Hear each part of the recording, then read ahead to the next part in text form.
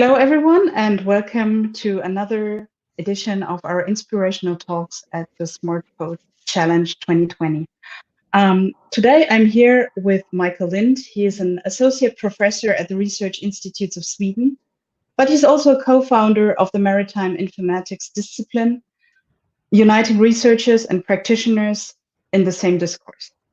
We're also happy to have him joining us in the jury for the final presentation on the 29th of January. So we are really happy to have you on board, Michael, and we are really curious to hear about this Maritime Informatics Foundations.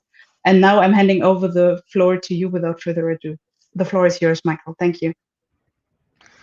Oops. Thanks a lot for allowing me to be here. It's really appreciated, and I have been a, how should I call it, a worker within the IT field for quite some time now, and a worker in the sense of trying to develop knowledge and seeing what great opportunities that is coming out of digitalization for different domains.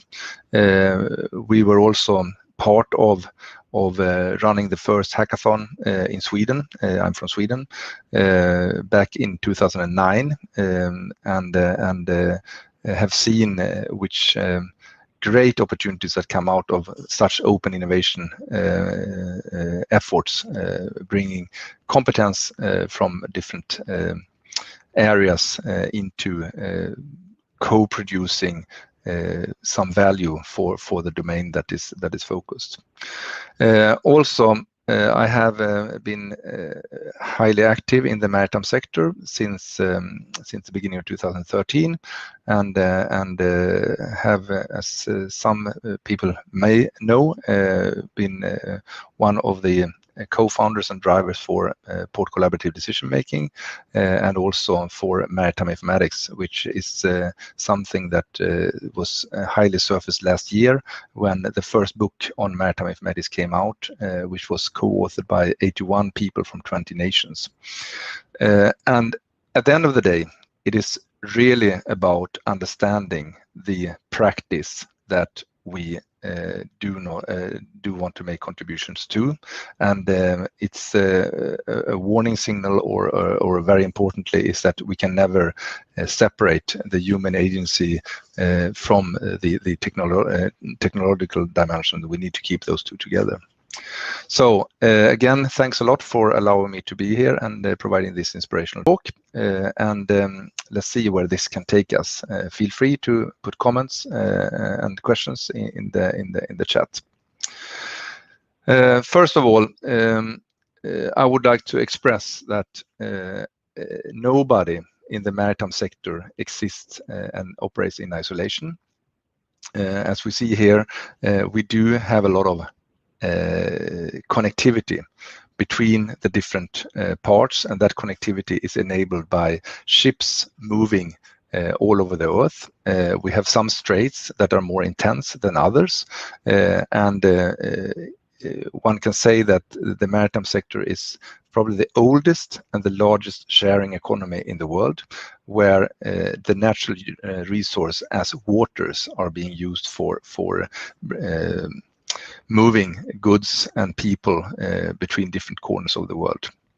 However, one should also see that maritime operations does not exist in isolation. It is very often, most often, having some preceding and subsequent actions in association to transports. But here, as you see in the picture, we have a lot of traffic flow going via the Suez Canal from Asia to Europe. And I think, if I'm not totally wrong, I think the largest ships in the world, they are basically trafficking those straits in that sense. So let us, and also, I mean, since we are dealing with Morocco, which I guess it's somewhere here. I don't know if you see my pointer now, but you see there's a lot of ships passing through there in this world trade. So just to put some notice on open innovation, what it really is about is that you cannot act alone. and the digitalization is basically driving enhanced degree of transparency, and enhanced degree of transparency can help us to be more predictable, which is something that is necessary in order to be careful about the resources of the earth on one hand, which is a societal and the UN goal. On the other hand, nobody is in there for just contributing to the world. Everybody needs to also seek their capital productivity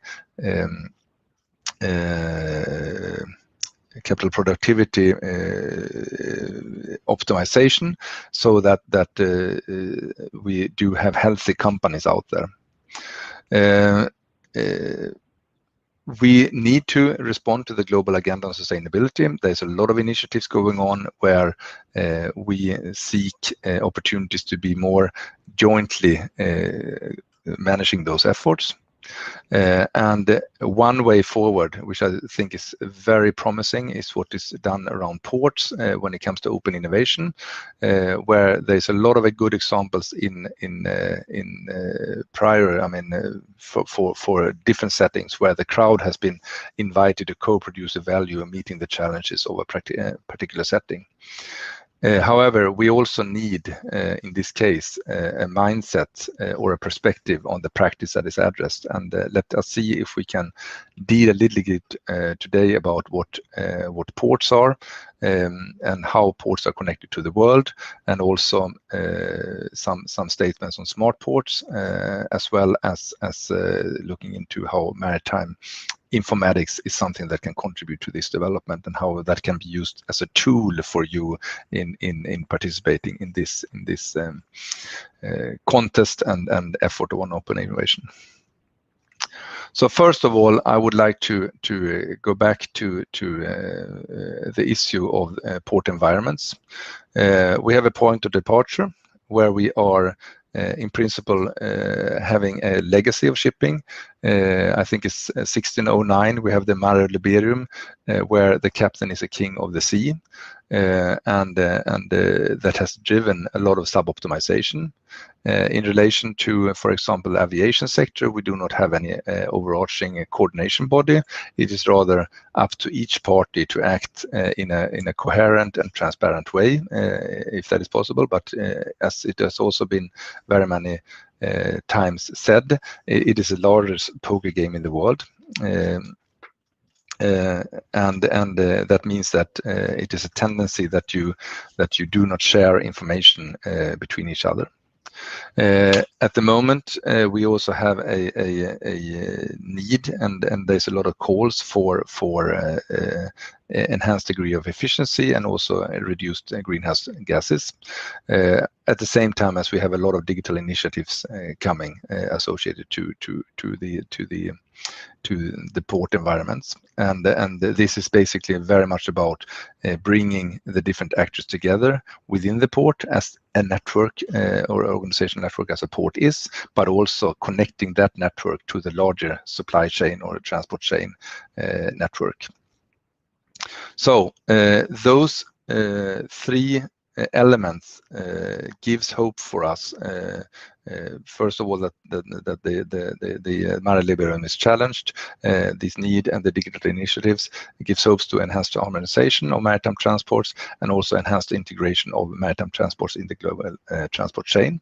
And this would then be enabled by an agreed standardization for data sharing. There's a lot of talks, and it's high up on the agenda, both for membership-driven organizations such as DCSA, for example, but also for more member state-driven associations such as IMO, on finding ways forward for standardizing the message formats and the interfaces.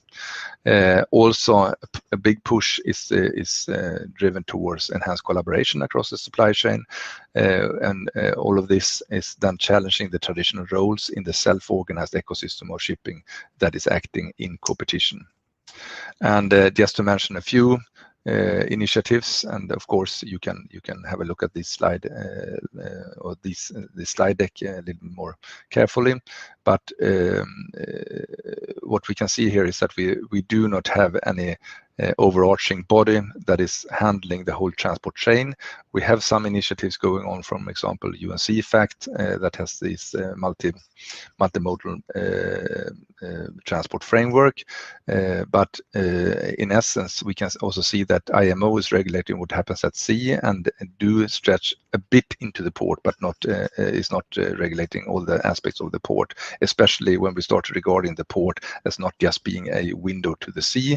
It is actually a transport hub where a lot of different means of transport are meeting. And there are some different initiatives, as I mentioned here, with the just-in-time shipping, a single window data exchange, the virtual arrival clause, the engagement by IHMA on port support services, the International Port Civilian Council, and the message standard S211, ITPC, or the International Task Force for Protocol Optimization, and the Mariners Handbook. Also, Europe is dealing with FDI, EFTI, ECMR, and also DTLF, and also we have the IMO reference data model aligning, for example, UNC-FACT, World Customs Organization, and ISO for maritime concerns. So back to the basics. What we are dealing with here is two related collaborative processes. First of all, we need to empower and ensure that we have an internal collaboration so that the port can be coordinated in a good way, and with the aim to ensure high quality in the delivery, in the services that are delivered, and that builds up on that the cost can be kept down, among other things, which builds up on that we utilize the infrastructure to a high degree. On one hand. On the other hand, we of course want to assure that ships can be served when arriving, and preferably according to plan, so that we move away from a perspective of first come, first served. And then we need to ensure also a good hinterland integration, and all of this together would then mean that we come to a situation where we can provide good track and trace information for the whole supply chain. There are some different notions here coming forward. We could call it port call coordination, what is happening inside the port, in relation to external actors, port call synchronization, and this whole process might be coined as port call optimization. What we may see here is that a port serves different types of trade, and this is a very important perspective, where it is very common that those different types of trade, such as container traffic and liner services, dry and liquid bulk, ro-ro trade, and cruise industry, is actually utilizing the same port environment, the same resources, which means that there's a need for the port to put focus up on collaboration and digital data sharing independent on trade, for the port to provide value and optimize its resource utilization, and thereby also meeting the expectations independently on which trade that are being in focus. However, this is enormously challenging because also the ports of the world is acting in competition. We are talking about close to 100,000 merchant vessels making calls to thousands of ports. I think we are talking about figures around 20 million calls per year. The ports of the world exist in a structure of feeder ports and transshipment hubs. Ports are conglomerates of actors having to work together. Ports need costly physical infrastructure as long-term investments because you need to secure the role in the transport chain. What we have seen historically is that it's rather easy for a shipping company to alter its destination, and in relation to how relocating physical infrastructure of a port is very costly. Ports normally carefully consider their own development, promoting their local industry and access to the hinterland. So this makes it a little bit challenging of ensuring that we do have a good collaboration across ports and across the different episodic visiting actors. Just a notice of interest maybe is that out of the 10 largest ports in the world, 7 of them are in China, 2 in Southeast and East Asia, and 1 in Europe, as it is coined and looked into. Due to digitalization, we also see that roles are changing. The role of the shipmasters by becoming more integrated in ship operations. You see that fleet operations are more becoming advisory for the masters, and especially in the light of the grounding of Costa Concordia, there is a lot of responsibility now put up on the captain to follow and to report upon deviations coming out from fleet operation centers. We see that there are empowered interaction, digital interaction between what happens at sea and what happens at shore in the empowered interaction between ship and port operations. We see that ship agents are becoming information brokers, finding new ways of providing business value. And maritime and port operations, port authorities possibly becoming information brokers as well, which is a strong drive here where I think that a lot of debate at the moment is the role of the agent versus the role of the port authority when it comes to providing situational awareness. There are and also there are hesitations who will take a port-centric leading role in the collaboration as in the local implementation, as private actors in the port sector are not willing to give too much control to authorities, as this is a potential reduction of their ability to remain independent and self-organized. So this is a schema that we are, or the setting that we are looking into.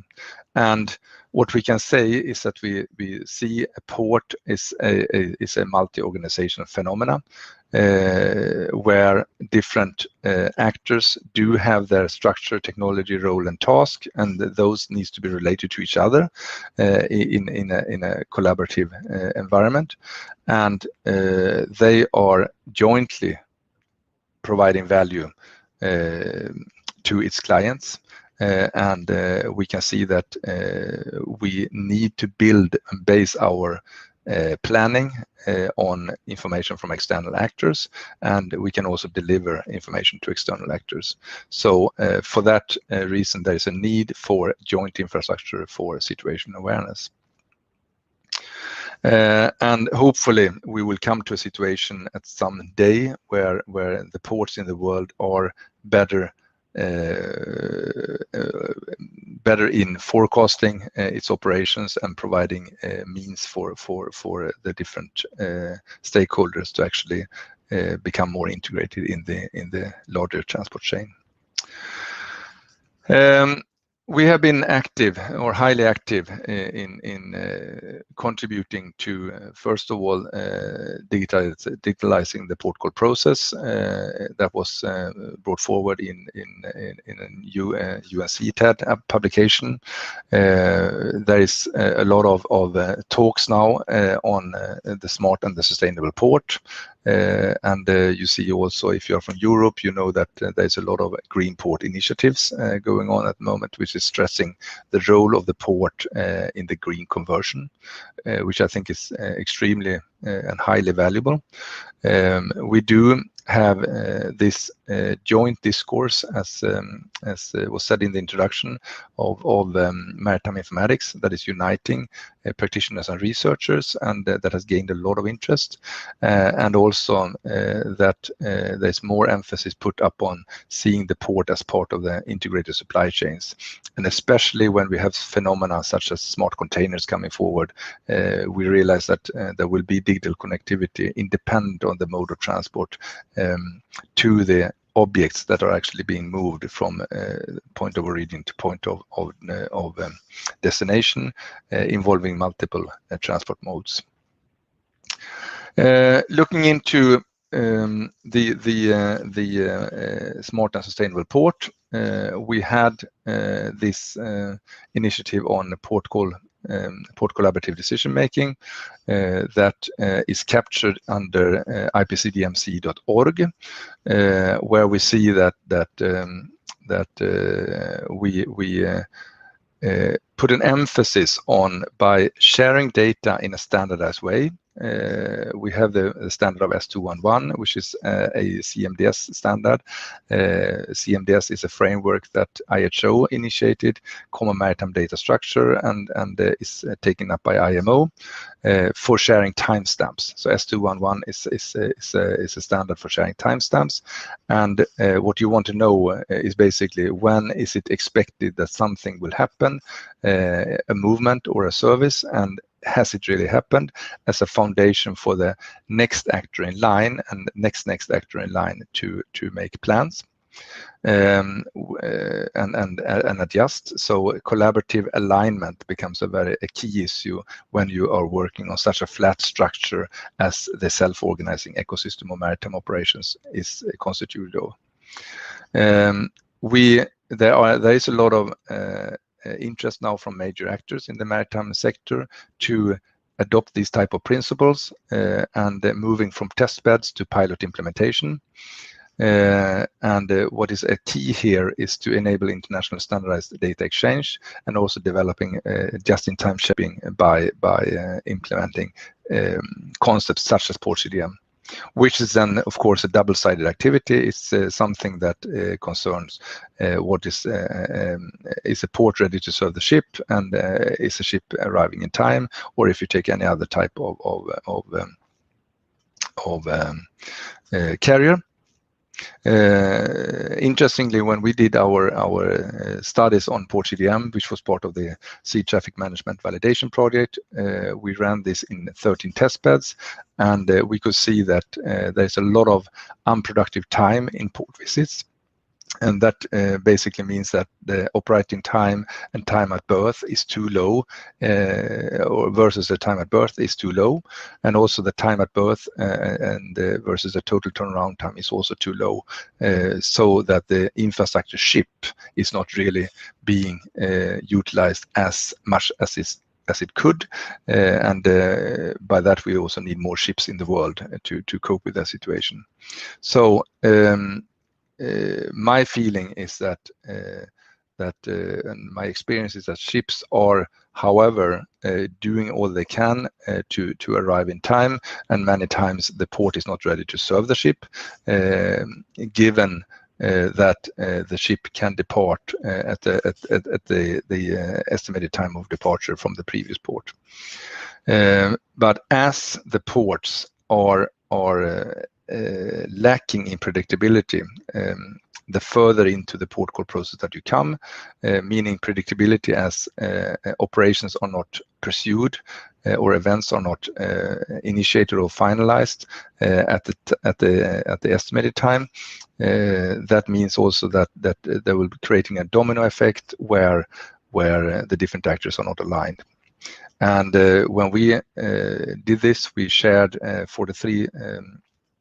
1.7 million port call messages with on these 13 testbed sites throughout Europe, replicating 44,000 port calls. 9 ports, and this then showed this tendency where the different involved actors saw that there was very good if we could have the changes better communicated, less lack of information, higher credibility of information, etc. So having said that, we see that we need to move towards the smart and the sustainable port, where we see this as integrated in the transport chain, and not just seeing the port as a transport hub, but also as an information hub, which should be an information hub, and it can be an energy hub. And let me just comment very shortly on transport hub. That is what it has been there for, making the transshipment of goods and people. And I see transshipment hubs as existing from a global supply chain perspective as something that is relevant for all ports, big and small. But as the port also acquires information about things, there is also new opportunities to provide new business services or digital services to its stakeholders as being as an information hub. Think, for example, if you will see the the port as a living probe for extracting information about the status and the movement of containers that could be communicated to the beneficial cargo owner. Also, as we are high up on the agenda is fossil-free fuel and electrification. The port may become and may be seen and operating as an energy hub, which is something that then affects the whole logistics chain, basically, because you can offer charging services to vessels and etc. And to trucks, and also provide LNG fuel, etc. to visiting carriers, and that will have an effect for the whole greenhouse gas emission problem. Also, what we see here is that there are a number of different initiatives taken on information sharing communities. I know that Morocco has its portnet, which I guess is both a port community system and integrated with a national single window capabilities. And we have identified it as local information sharing community, which actors are associated to, that needs to be connected to other local information sharing communities, and also we see phenomena such as horizontal information sharing communities. You have TradeLens as one example, which is capturing the goods flow beyond ports, but we also have the governmental regulatory information sharing communities that needs to be connected into the same situation. And again, a port then becomes both a consumer and a provider of information. Not to detail this, but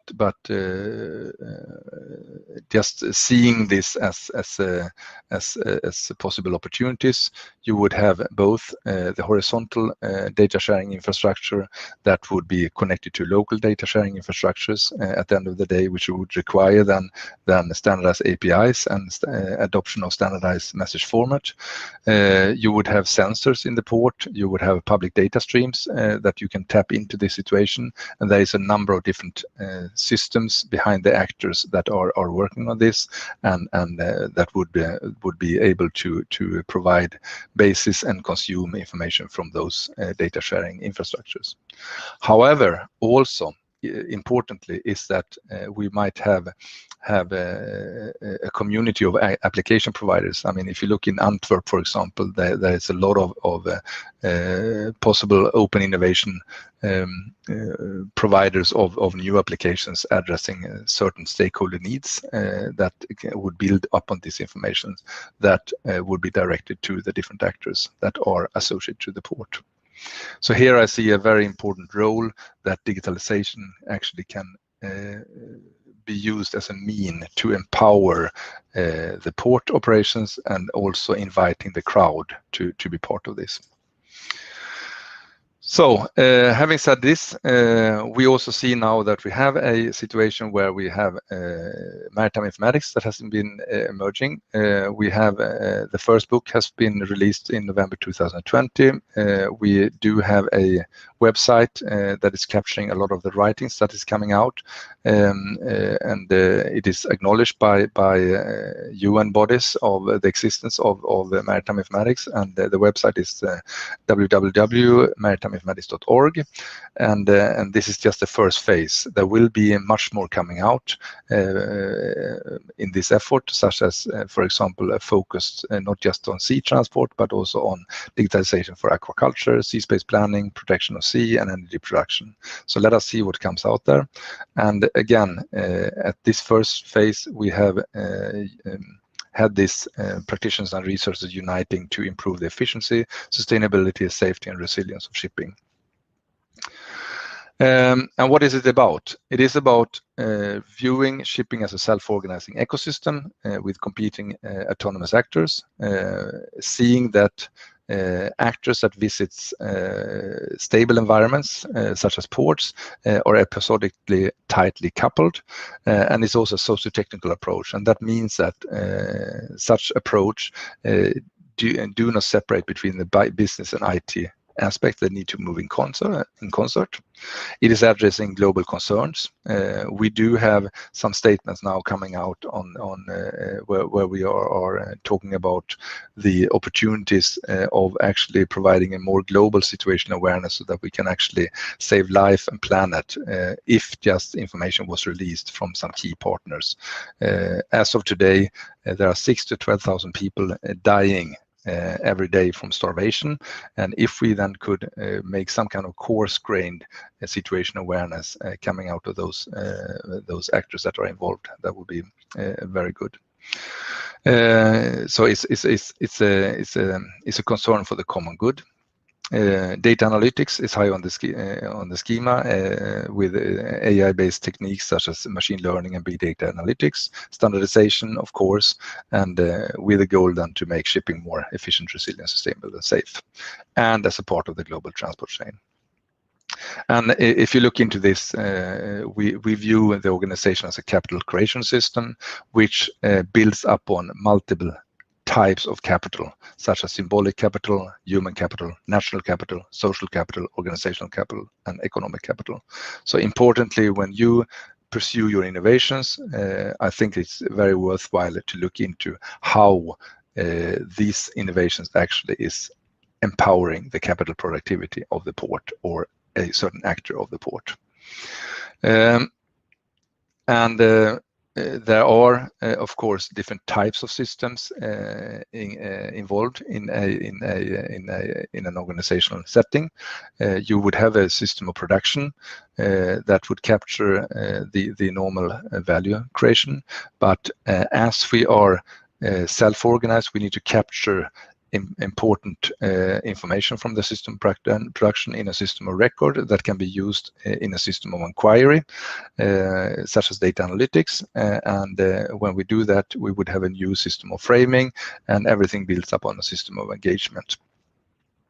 So, having said all this, and this is then captured in the local informatics discipline called Maritime Informatics. And as you see in the slides here, there are some examples of what we would do here. The third aspect, we need to not regard the port in isolation. We need to regard it as a part of the integrated supply chain. And there are a number of different initiatives going on at the moment where in principle, it is allowed for that we regard every local environment as part of the larger network. In DTLF, Digital Transport Logistics Forum in Europe, there are some building blocks enabling everybody to be connected. That's called a federated network of platforms. In principle, that means that the different platforms that are pursuing information sharing, allowing the different actors to become more coordinated, or are interrelated. We have aspects such as plug and play, register and connect once with a solution service provider.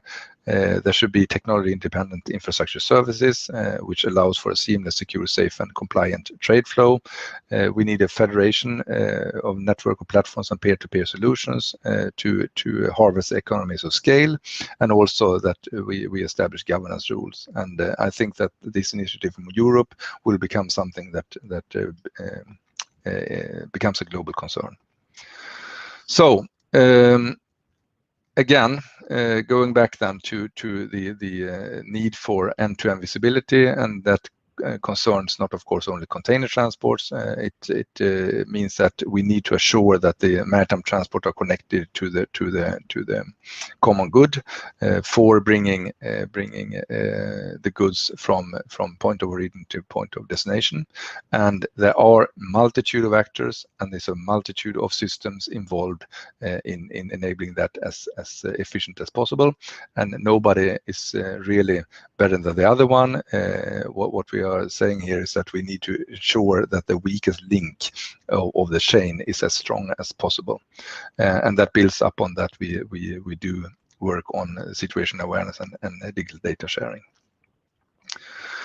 So Having this in mind, one would say that the maritime sector is transforming from a fragmented situational awareness to common situational awareness. It is moving from low information quality and high and reliable information quality, in essence, utilizing many different types and instances of data sources to ensure that we can enable more efficient energy producing and physical operations. We are expanding our planning horizons from the lack to more predictable operations. We are moving from an unstructured information exchange to a more standardized data exchange. We are moving from suboptimized operations to a more mature collaboration culture. We are moving from unnecessary waiting times to more just-in-time operations, and also from a low IT maturity to enhanced IT systems and third-party innovation opportunities. So, having said all this, I think that the maritime sector is based on competition, or that we know competition in the sense of both collaboration and the competition. By digital collaboration, we can overcome the disconnectivity that is existing or has existed. And ports are becoming smart ports by both being drivers for sustainability, by enabling just-in-time operations, by being information hubs, advising the use of the transport network of which the port is a hub, by being providers of enhanced predictability of operations and the timing of the port visit, which is extremely important for the beneficiaries of the port so that they can reduce their buffer zones as much as possible. And the port needs to be connected to the global supply chain. So this is really about becoming empowered by enhanced situational awareness enabled by enhanced collaboration and data sharing. And the question that ports and we as stakeholders to ports should ask ourselves: are you ready to take control, or will you lose control in this movement? To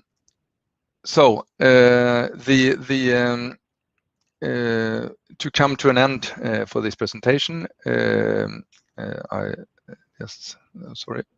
same picture two times, is that we do have some key drivers that is surfacing a lot now. It's collaboration and sustainability for the future of shipping and supply chain industries. The enhanced degree of digitalization and collaboration offers greater efficiency, predictability, resilience, and profitability for involved actors. The capital creation recipe of many actors in the maritime transport ecosystem will most likely change. And what we should see and look upon is that open innovation efforts would inspire the development of capabilities for the local ecosystem and also secure global alignment.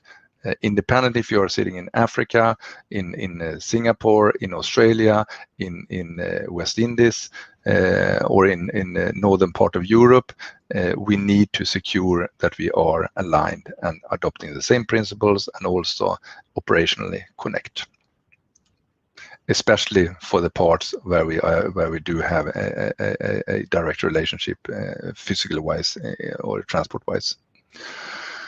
So that's all from me. Michael Lind from Research Institute of Sweden, and also from Chalmers University of Technology, being the co-founder of Maritime Informatics.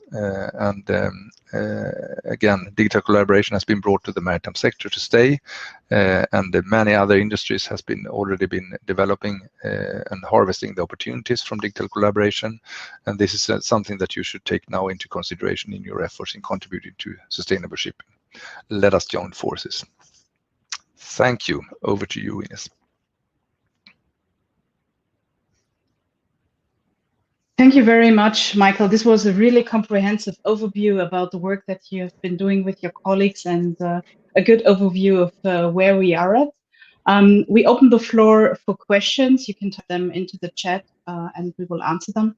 In the meantime, while we are waiting for the questions, I have a bit of questions for you. So you say, and this was in the very first part of your presentation, open innovation is important, and we need to identify, or needs have been identified, enhanced efficiency, reduce greenhouse gases, digital initiatives. How would you say are we dealing with that? So do we understand these needs very well? Is this a chapter where we can already check the box and say, this is what we already know very well? Or is there still a lot of room for identifying the needs, and how would you see that? How good are we dealing with that? So I am not 100% sure, or let's say like this. 80% of all the transports in the world are pursued or involves maritime operations, or 70, 80. It's a big portion. And the legacy says that every practice involved has developed its own recipe of capital productivity. That also means that you cannot really avoid looking into the context that you're actually supporting the development of, and therefore you need to pay attention and be sensitive of the certain conditions that are existing for the local community or the local setting that you're making a contribution to. So for me, every open innovation initiative needs to have a component of where we are actually understanding the needs or the specific needs that culture and that geographical setting is having. Meanwhile, there is some type of global movements that needs to also be taken into consideration and inspired to support that local setting to become part of the global community. Thank you. You also spoke about the challenging the traditional roles. Would you see that it encounters also the role of women in these processes, or looking maybe into the small and medium-sized enterprises? Would you see also there a need for a change? Wow, this is yes. Let's say that it is both a need for change. I think that associations such as Vista is doing a great work of bringing the women profession to the table, and my personal view is that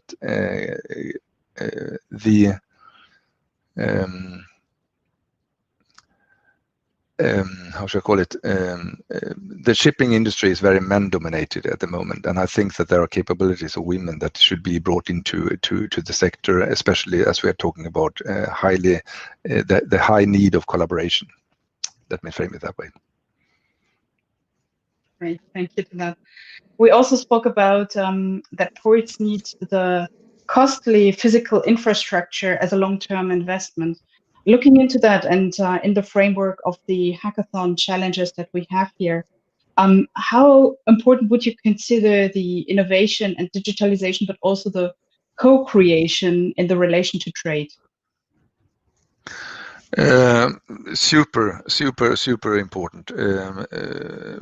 Let me see if I can break that question down, because I mean, basically, digitalization would enable us to detach the document from the container or which has been part of bill of lading, for example, for things that are moving. So you can get informed in advance to how the physical infrastructure would be used in different ways. So therefore, I think that digitalization can inform us a lot of the use of the physical infrastructure and how that can be managed and co-utilized in as efficient way as possible. So therefore, I think that digitalization is a component that has been missing historically, that has developed the practice as it has been. But that also means at the same time that when we now bring in the digital component into our practice, we can actually challenge the existing practices. And just recently, we wrote an article on the new ecosystem need ecosystem innovation, meaning that do not pave the cow paths. Let's question the historical patterns that we are operating on. I don't know if this gave you an answer to your question, Ines, here, but yes, I think so, because this is exactly how I see the hackathon as a product, so, or as a tool of innovation and digitalization, because you're questioning the existing system. You say, why has this been done this way already years, and why was there no need or drive to change this? And I think this point is really vital now to see it in the scope of the hackathon work that we are doing here with this challenge. Then the other thing, and maybe this is a bit linked to that, is you mentioned the part, the work of the port as a consumer and provider of information and data sharing. Having been in many of the webinars towards the challenge, there is a lot of data that has been shared to our participants. However, still the feeling is that this information is used at the moment as sort of strategic data to the ports, and I'm not 100% sure that there is the willingness or the openness to share this data with other stakeholders. How would you see this as a limiting factor? So I have two answers to that question, I think. One is that when there is a contractual relationship between parties that are engaged in the port call or in the port operations, the data sharing is much easier. When there is no contractual relationship, there is less reasons for and willingness for the actors to share data. That's what I see. But I can also see that if we limit the amount of information that is being shared, so that the participants can consume or harvest the benefits from that data sharing, then we might come into a situation where more data is flowing, and that was one of the design criteria for S211 that I mentioned in the talk here. However, also going back to both the former question on don't pave the cow paths, I think that every innovation should be questioning or looking into how that solution is actually contributing, not paving the cow paths.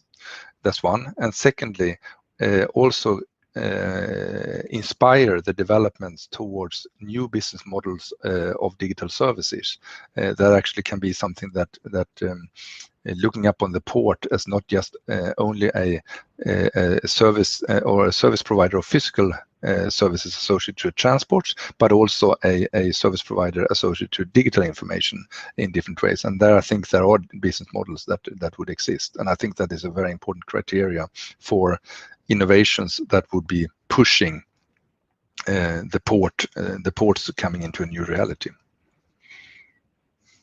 That's an interesting aspect. And the way I see, for example, hackathons or innovation events in this way is our participants are not necessarily port experts yet. So what we do is we bring them from the knowledge perspective, from kindergarten to university in very short time. And I think this is really a powerful tool to question the existing structures and to bring outside of the box ideas to the current setup. The other thing is interesting, what you mentioned is the transformation of the maritime sector. Where do you think we are at currently, and what do you consider as that we could do better? I think that we still are disconnected, if I'm a little bit careful, but I think that we're moving in the right direction, and there is a lot of regulations coming forward and also high on the agenda on the more member state driven associations to become more aligned. The big thing is to move from a situation where things are, it's a lot of aspects here, but a big thing is moving from I serve you as you come to more predictable and perceived logistics, which means that basically you need to be able to plan ahead and then deliver according to those plans. That's one movement, and I think there are different means, and I think that maritime informatics is a very important mean for doing that. The other thing, what I think also is happening is that there's more and more requirements coming from the beneficial cargo owners to actually get more insights of the logistical process, because at the end of the day, the maritime sector does not exist in itself. If there were no ships, there would not be any need for any ports, and if there were no need for seaborne transport, there would not be any ships either. So therefore, I think that we are climbing higher and higher up in the value chain to actually support the supply chain visibility for the beneficial cargo owners, and this basically means that here the port as a component in the larger transport chain can play a role. And to that, you just mentioned also the just-in-time shipping. Looking now at the current sanitary crisis that we are in, how would you say is the robustness of those ideas of having just-in-time shipment to those shocks like the COVID crisis or other crises? The world, in terms of that different countries and governments are acting in different ways, shows very clearly that the world is not aligned, if we start there.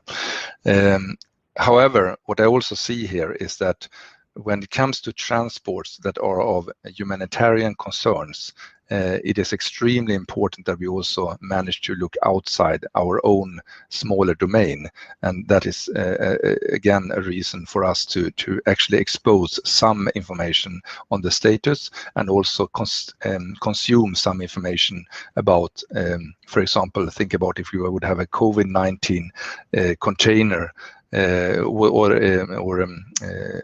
equipment for COVID-19 coming through a port where we could prioritize that container. And I think that by enhanced digital connectivity, we can actually start communicating that type of information, so that we could ensure very just-in-time arrivals of such transports. I think this is really an important point that you raise here. The more protective equipment and COVID crisis has an impact, and that we need to communicate better in order to prioritize containers with deliveries to that, especially now that we are in the state of having vaccines available and they need to be shipped and delivered. Yep. So I think this is really a good moment to start working on this now and see how far we can get here. I don't think we have any further questions from the audience yet. So if they arrive, we will aggregate them and send them to you if you would be able to answer them. I really liked your talk. The co-opetition was really a nice word that caught my eyes, and is really something that describes very well the situation we are currently in. So, Michael, thank you very much for this very comprehensive talk and your insight here. And we look forward to seeing you again by the end of this competition in the jury, and looking forward to welcome you there and get your insights there again. Thank you so much for today. Thanks a lot, and good luck, everybody, in pursuing your innovations. Thank you. Thank you.